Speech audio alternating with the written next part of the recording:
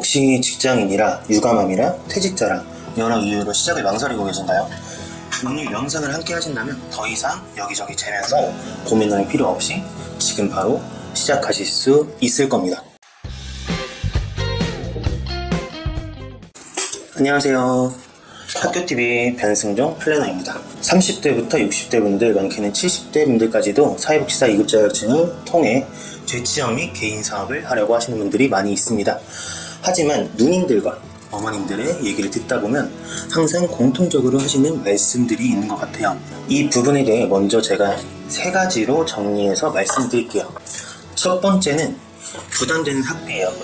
인터넷에 검색해서 알아보면 학점은행제로 저렴하게 진행할 수 있다고 하지만 구체적인 학비는 명시가 되어 있지 않은데요.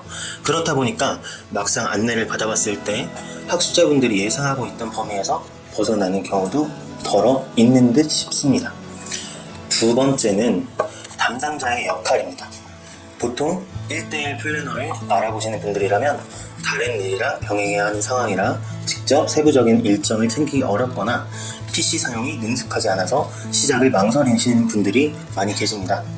그렇기 때문에 당담자와 함께 시작을 해서 도움을 받으면 무조건 100% 수료가 가능한지, 남들보다 쉽게 진행할 수 있는지에 대해서도 많은 궁금증을 가지고 계시더라고요. 마지막 3번째는 자격증 취득 과정에서 대다수의 분들이 정확한 정보를 가지고 있지 않은 실습에 대한 내용입니다.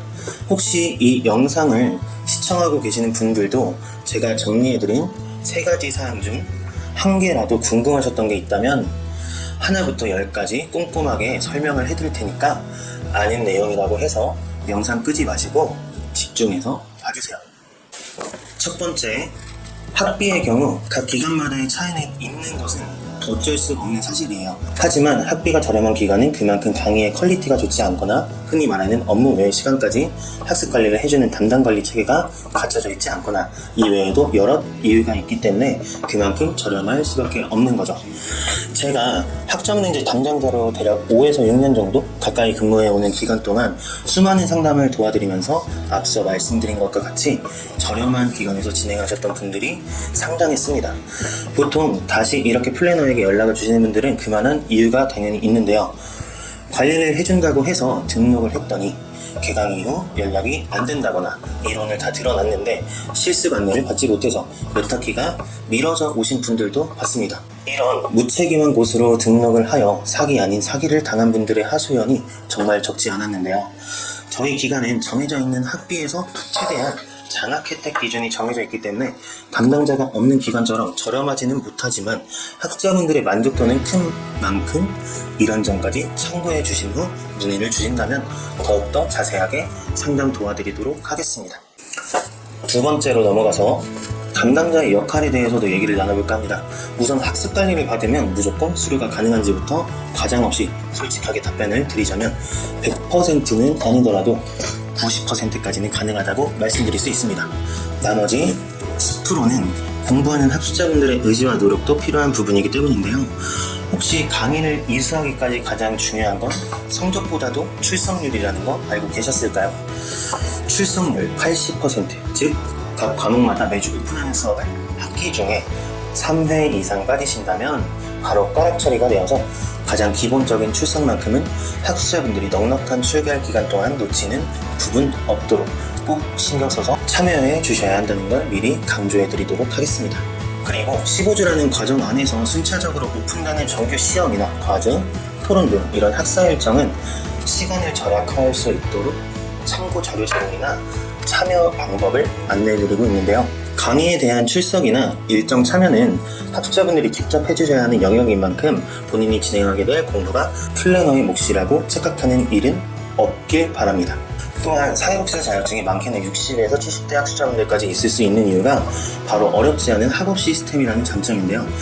보통 컴퓨터 사용이 능숙치 않은 분들이라고 해도 교육원에서 수강하고 일정을 소화하는 건 반복적인 학습 형태이기 때문에 금방 익숙해지실 수 있다는 겁니다. 딱 첫 학기만 수료하신다면 그 다음 학기부터는 듣게 되는 과목만 다를 뿐 학습 형태는 동일하게 진행이 되는 만큼 학점은행제 수업의 고수가 되실 수 있으실 거예요. 오늘 영상의 마지막 3번째 내용인 실습을 말씀드릴 건데요. 간혹 담당자를 통해 진행하면 실습 알선까지 해주는지 여쭤보시는 분들도 계시더라고요. 많더라고요. 저도 사회복지사 학습자분들이 많은 담당자로서 개인적으로 실습 알선을 해주는 교육원이 있었으면 하는 바람입니다. 혹시 알고 계시는 분들은 저에게 살짝 공유해 주시면 좋을 것 같아요. 아쉽게도 절대 그런 곳은 없다고 확실하게 내용 전달을 드릴 수 있어요. 이건 실습 등록 방법부터 먼저 알면 왜 그런지 이해가 되지 않을까 싶어요. 실습은 기간만 구하는 게 아니라 실대학이라고 해서 사회복지 현장 실습이라는 과목이 개설된 교육기관으로 먼저 수강 신청을 하게 됩니다. 그리고 실습대학 측에서 정한 실습기간에 맞춰 160시간을 채울 수 있는 실습기간까지 사전에 구해야 하시는데요. 기간 실습 160시간은 기간 관계자분과 학습자가 직접 나가는 기간 및 시간을 조율해야 하는 것이기 때문에 절대 제3자가 대신 연결해 줄 수 없는 부분이라고 보시면 될 것 같습니다. 이런 이유로 인해 실습 알선은 절대 불가능하다는 점 다시 한번 강조드리도록 하겠습니다. 사회복지사 2급 과정을 시작하게 된다면 시작부터 수료까지 비대면으로 진행하는 거라 부담되는 학비가 1,000원, 2,000원도 아닌 몇십만 원을 부담해야 하다 보니까 혹시나 사기라도 당하게 될까봐 많은 분들이 등록하기에 앞서 걱정되는 건 당연할 거예요. 저였어도 만약 처음 알아보는 초보자의 입장이라면 여러분과 마찬가지로 여러 곳을 좀 비교해보고 저렴한 학비에 이끌어서 잘못된 선택을 했을 수도 있을 겁니다. 한두 달 하고 끝내는 게 아니라 비전공자 기준으로 보더라도 최소 3학기인 만큼 누구와 함께해야 안정적으로 공부할 수 있을지에 대해 중점을 두고 결정하셨으면 하는 바람이에요. 그럼 추가적인 문의사항이나 1대1 컨설팅을 필요하시다면 아래 댓글 링크로 연락 남겨주시고요. 여기서 영상은 마치도록 하겠습니다. 감사합니다.